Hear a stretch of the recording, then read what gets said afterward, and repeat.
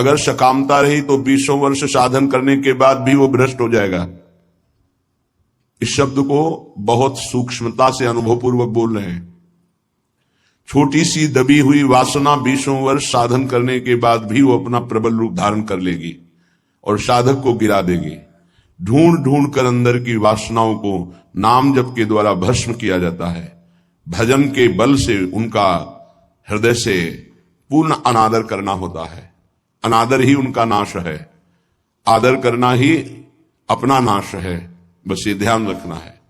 सकामता ही हमारा पतन है, निष्कामता ही हमारी स्थिति है। धैर्यपूर्वक सहन करना ही यात्रा है। सहन न कर पाना, टूट गए या प्रलोभन में आ गए तो इस मार्ग से गिर जाएंगे। देखो श्रीपाद प्रबोधानंद जी महाराज कैसी निष्ठा का वर्णन करते हैं, धाम की निष्ठा। कह रहे हैं कि छिद्येत खडशः इदम यदि मे शरीरम घोरा विततयो यदि वा पतन्ति हाहंत न तथापि भूयात् वृंदावनादितर तुच्छ पदे पिपाशा। बहुत उच्च कोटि की वृंदावन की निष्ठा है श्रीपाद प्रबोधानंद जी की। बलिहारी है इन महापुरुषों की कि इन्हीं के वचनों की जूठन पाकर अपने हृदय में कुछ निष्ठा आती है। नहीं तो ये शरीर राग हमें धामनिष्ठ, गुरुनिष्ठ, नामनिष्ठ, भगवतनिष्ठ ये नहीं होने देता। इस शरीर संबंध ही भगवत संबंध दृढ़ नहीं होने देता। अनंत जन्मों से हम भटक रहे हैं इन्हीं शरीरों के संबंध में। ये पत्नी, ये पुत्र, ये पिता, ये माता, ये रिश्ते, ये नाते, ये सामग्री, ये भोग, ये बैंक बैलेंस, इसी का आश्रय लेकर हम भगवान से विमुख हो चुके हैं। कैसी अद्भुत निष्ठा। छिद्येत खडसा इदम यदि में शरीरम घोरा विपद विततयो यदि वा पतंती।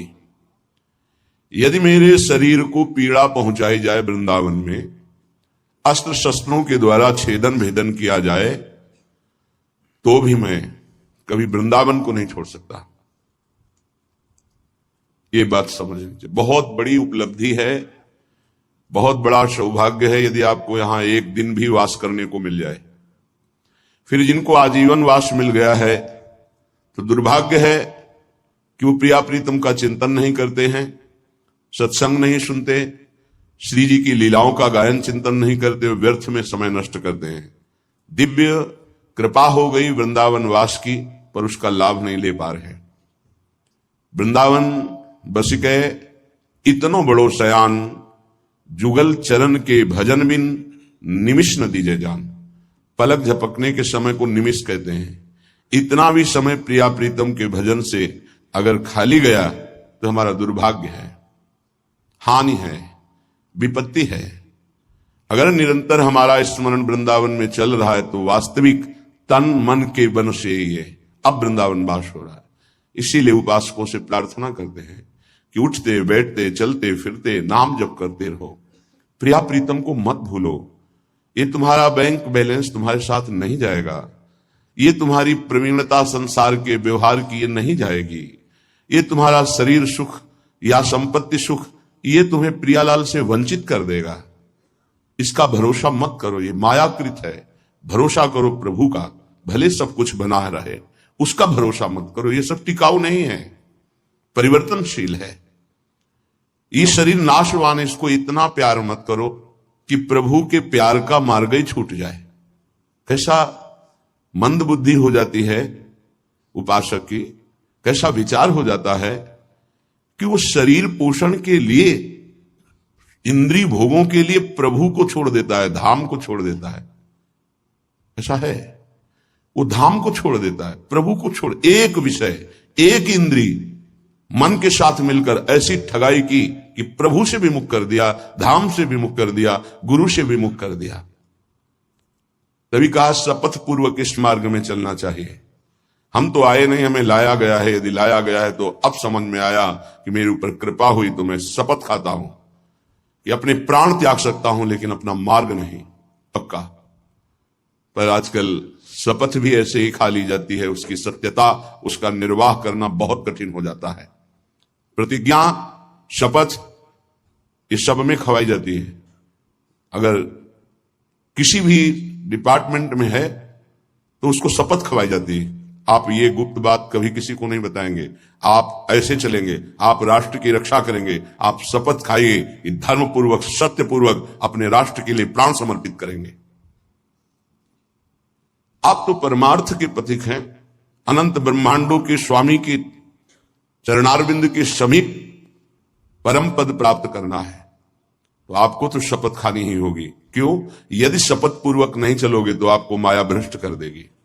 शपथ पूर्वक चलने पर है कि गिरूंगा, लड़खड़ा जाऊंगा, लेकिन पैर से नहीं चल पाऊंगा, तो घसील के चलूंगा, लेकिन चलूंगा प्रभु की तरफ ही।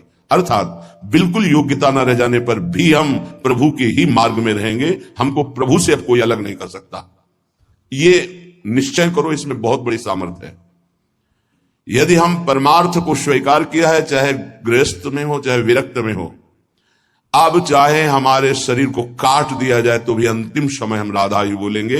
हमारे जीवन का उद्देश्य प्रभु ही है। श्रीधाम वृंदावन की वास की निष्ठा का परिचय दे रहे हैं ध्रुवदास जी।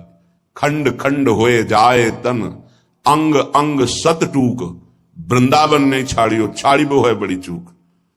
बड़ी चूक ये जो बाहर से भक्तजन आते हैं, इनके ऊपर श्री जी की कृपा है, पर आपका दुर्भाग्य हो जाएगा यदि इनसे आप घनिष्ठ अपनापन कर लिए। घनिष्ठ संबंध श्री जी से और श्री जी के संबंध से इनसे संबंध, डायरेक्ट हमारा कोई संबंध नहीं होना चाहिए, श्री जी के नाते से है, श्री जी के संबंध से है। एक बहुत अच्छे ब्रजरज सेवी महात्मा, इसी संबंध में चूक हो गई। कुछ लोग बाहर से आए, ऐसा कभी किसी को नहीं करना चाहिए बाहर से आने वालों को। उनके 500 शुगर थी, बहुत अच्छे ब्रजरज सेवी और सरल स्वभाव संतों का हो जाता है, क्योंकि हमारी स्वामिनी का स्वभाव है अत्यंत दयालु, करुणामय, सहज, सरल। किन्हीं किन्हीं संतों का बाहरी स्वभाव नारियल की तरह होता है। नारियल ऊपर से कठोर होता है, वो अंदर से देखो तो बहुत मिठास वाली गिरी होगी, उसमें मीठा जल होगा, पर बाहर से कठोर रहता है, नीरस रहता है। ये स्वभाव होना ही चाहिए। निर्विकार परम पद की प्राप्ति के लिए हर साधक का स्वभाव इस नारियल की तरह होना चाहिए। बाहर से नीरस, जटिल, कठोर, अंदर से सुकोमल। अगर बाहर से सुकोमल हो गए तो मारे जाओगे, इस मार्ग में मारे जाओगे। बाहर से रुद्र दृष्टि, हृदय ममता शून्य, हृदय ममता निर्ममो निरहंकारा सम दुखा सुखा क्षमी, श्री भगवान का आदेश है। निर्ममो निरहंकारा। यदि परम पद की तरफ कदम बढ़ा रहे हो तो सोच लो तुम्हारा मार्ग क्या है। निर्ममो निरहंकारा, किसी से कोई ममता नहीं। वो आए और प्रार्थना की कि आपकी 500 शुगर है, ये किडनी फेल कर सकती है, ये दिल फेल कर सकती है, लीवर फेल। अच्छा, हमारे यहां बहुत डॉक्टर बढ़िया हैं, ले चलते हैं, 10-15 दिन सेवा करेंगे, आप स्वस्थ हो जाएंगे, फिर आ जाइए, दवा बन जाएगी, चलती रहेगी। उन्होंने स्वीकृति दे दी, वो नहीं वापस आए, वही शरीर पूरा हो गया।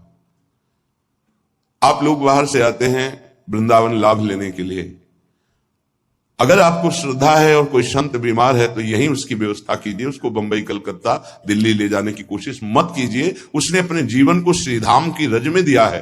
कष्ट से पीड़ित होने के कारण, प्रबल निष्ठा ना होने के कारण हो सकता है वो हामी भर दे, तो आपको नहीं ले जाना है। वो कहे भी तो नहीं ले जाना है, नहीं महाराज हम यही व्यवस्था करेंगे आपकी, तब तो आपकी सेवा मानी गई। आप उनको धाम छोड़वा दिए तो कौन सी अमरवती पिला देंगे आप? क्या मृत्यु पर विजय आप दिला सकते हैं? क्या श्रीधाम वृंदावन दिला देगा? हाँ, ये है कि रजोपसेवी प्रियालाल के चरणारविंद के कहीं भी शरीर छूड़े, वो तो प्रिया प्रीतम में स्थित है। पर वो लाभ जो हम लोग याचना करते हैं कि जय श्री भट्ट धूल धूसर तन यह आशा और धार, कुछ विशेषता है, पक्का मानिया। इस रज में शरीर छोड़ने की कुछ विशेषता है, मान लोगे तो जान जाओगे।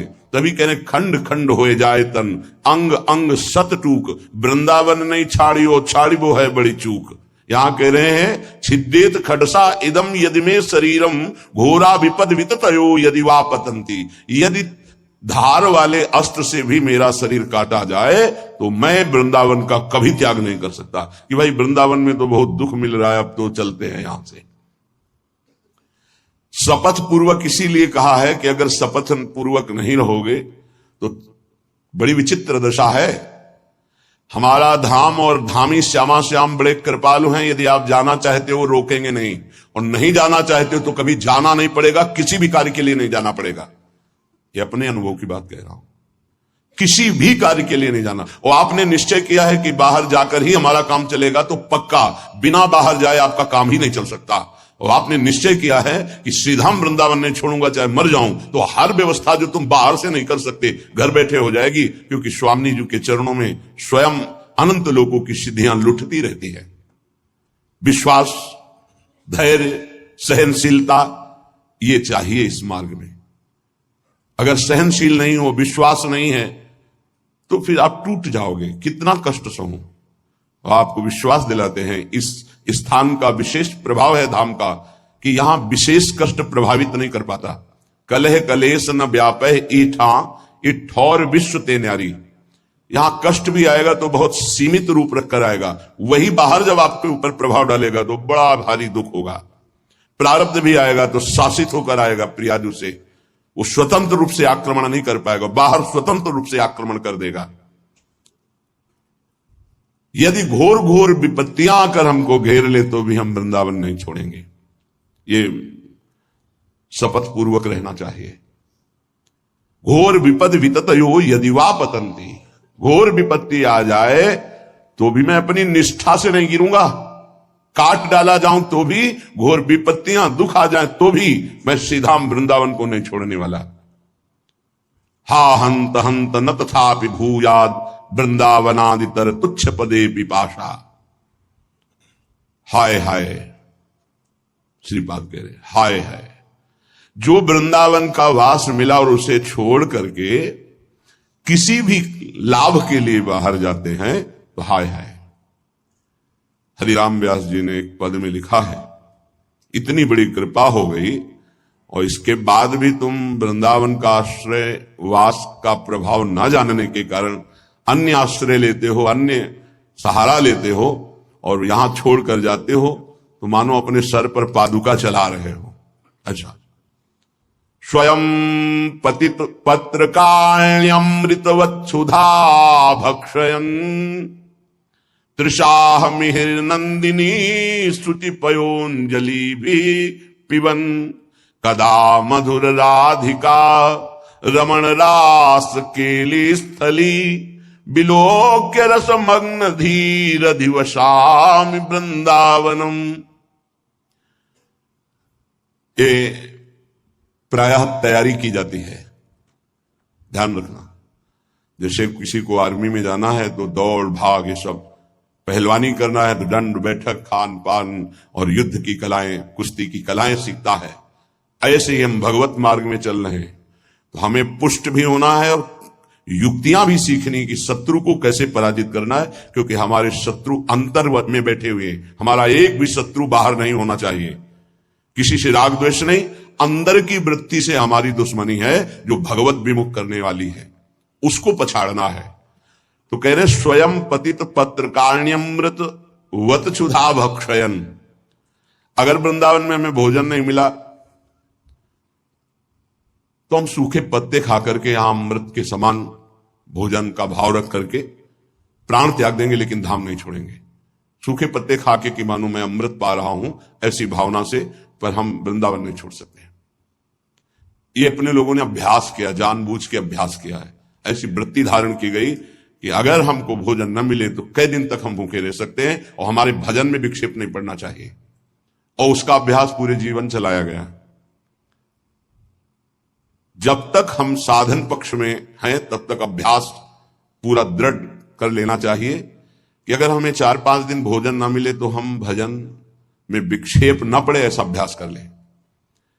हम एकांत में बैठकर भजन करें, हम समाज में बैठकर भजन करें, हम बाजार में खड़े होकर भजन करें, हम यमुना के किनारे भजन, हमारा भजन का अभ्यास कहीं भी हमें बाधा ना पहुंचा पावे, ऐसा होना चाहिए। हमारी निष्ठा कितनी है, जरा विचार करके देखो कितनी है। तृषा मिहिर नंदिनी सुच पयोंजलि भी पिवन, अगर प्यास लगेगी तो उसे जल से बुझा देंगे। गंगा जल में बड़ी सामर्थ्य रही है। अब का तो हमें पता नहीं, लगभग 25-26 वर्ष हो गए वृंदावन की निष्ठा का जो स्वरूप गुरुदेव और रजरानी की कृपा से आया पालन हो रहा है। आगे श्री जी जाने। गंगा जल के पान करते ही, जैसे मां का दुग्ध पान करते ही बालक को भोजन की आवश्यकता नहीं होती, छोटे बालक को, ऐसे ही गंगा जी दुलार करती थी। गंगा जी में कभी हमें नदी भाव नहीं आया, कभी जल भाव नहीं आया, बस यही लगता था मां और मां का अमृत। अंधेरे पे जाके जब गले से खड़े हो जाते तो कभी कोई मन कहता मगरमच्छ ना जाए, तो कहते उसके ऊपर हमारी मां भी विराजमान होंगी। मगरमच्छ सवारी है गंगा मैया की, तू चिंता क्यों करता है? जब गंगा जी है तो तेरे को क्या चिंता? खड़े हुए मंत्र जप कर रहे। निष्ठाएं ऐसे थोड़ी परिपक्व होती है। हर सुविधा प्राप्त हो गई, कभी अपने को कसने की कोशिश नहीं कर रहे तो मन तुमको कस रहा है। आज ये मिल जाता तो अच्छा, तो कभी एकांत में रो करके बोले कि आज श्री जी मिल जाती तो अच्छा, जीवन की यात्रा पूर्ण हो जाती। का आज कहीं श्याम सुंदर मिल जाते, कहीं लाडली लाल मिल जाते। कभी ऐसी आकांक्षा, बड़ा दुख होता है हृदय में कि साधक आकांक्षा विषयों की करता है, वस्तुओं की करता है, वो प्रियालाल की क्यों नहीं करता है? क्या प्रियालाल को तुमने अपना नहीं माना है? क्या जगत के भोग तुम्हारी सुख सामग्री है? कैसे तुम साधक हो? कैसे तुम भगवत मार्ग के पथिक हो? कदा मधुर राधिका रमण रास केलस्थली बिलोक रस मग्न धी रधिवशामि वृंदावनम। मेरी ऐसी वृत्ति कब होगी कि मैं वृंदावन को देख देख कर रोऊंगा कि ये वही स्थान है जहां हमारे प्रिया प्रीतम रह रहे हैं और खेल रहे हैं और मेरे नेत्र देख नहीं पा रहे हैं। कब ऐसा वृंदावन कृपा करेगा कि मैं देख देख करके मगन हूं कि मेरे प्रिया प्रीतम कैसे रास कर रहे, मेरे प्रिया प्रीतम कैसे वन विहार कर रहे, मेरे प्रिया प्रीतम कैसे झूला झूल रहे, मेरे प्रिया प्रीतम कैसे जल विहार कर रहे, नौका विहार कर रहे। साक्षात पुरौ श्री पुरुषोत्तमांघि सेवा रसादप्यधिको रसौघा चंदेत वृंदा विपिनेप्य दृष्टे राधा प्रियेत्रोद्धव एव साक्षी। पुरुषोत्तम भगवान वासुदेव देवकी नंदन का निरंतर सानिध्य प्राप्त करके भी जिनको प्रेम का परिचय प्राप्त नहीं हो पाया, और वो जब वृंदावन की रज में आए तो बिना किसी साधन के प्रेम प्राप्त हो गया। इसके साक्षी उद्धव जी हैं। श्रीपाद कह रहे हैं कोई उनको साधन नहीं करना पड़ा। गोपी जनों के दर्शन, संभाषण, चरण धूलि, इसका स्पर्श होते ही प्रेम का प्रादुर्भाव हो गया, क्योंकि तैयार भूमि थी, भूमि तैयार थी, बीज के अंकुरण में देर नहीं लगी। अपने लोगों के ऊपर कृपा है, उसी रज में बैठे हैं, उसी रज में वास करते हैं, पर भूमि तैयार नहीं है। रोज ये सत्संग हो रहा है तो मानो किसान जैसे अपनी खेती को जोत करके उसे तैयार करता है, ऐसे मानो सत्संग आपके हृदय की भूमि को तैयार, ये जो शपथ पूर्वक चलिए, ये भूमि तैयार की जा रही है। लेकिन आप देखिए कहां साधक भूमि तैयार कर पाता है अपने हृदय की? जहां थोड़ी सी प्रतिकूलता की छाया भी आई कि भाग खड़ा हुआ। प्रतिकूलता नहीं आई, अभी प्रतिकूलता तो जानते नहीं, प्रतिकूलता की छाया आई कि भाग खड़ा हुआ। जो राधा प्रिय इस वृंदावन में वास स्वीकार करके रहनी से रहता है, तो बिना किसी अन्य साधन के उसके हृदय में प्रेम प्रवाहित हो जाता है। इस बात के साक्षी हैं उद्धव जी, कोई साधन नहीं हुआ।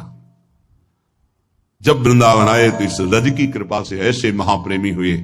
भगवान की कृपा से आज भी गिरिराज जी की तलहटी में वो अव्यक्त रूप से विराजमान रहते हैं, कभी तलहटी नहीं छोड़ते। प्रकट में बद्री बन गए, लेकिन अप्रकट में यहीं रहते हैं गिरिराज जी की तलहटी में। उद्धव कुंड परिक्रमा मार्ग में मिलता है, उसी क्षेत्र में श्री उद्धव जी महाराज विराजमान रहते हैं।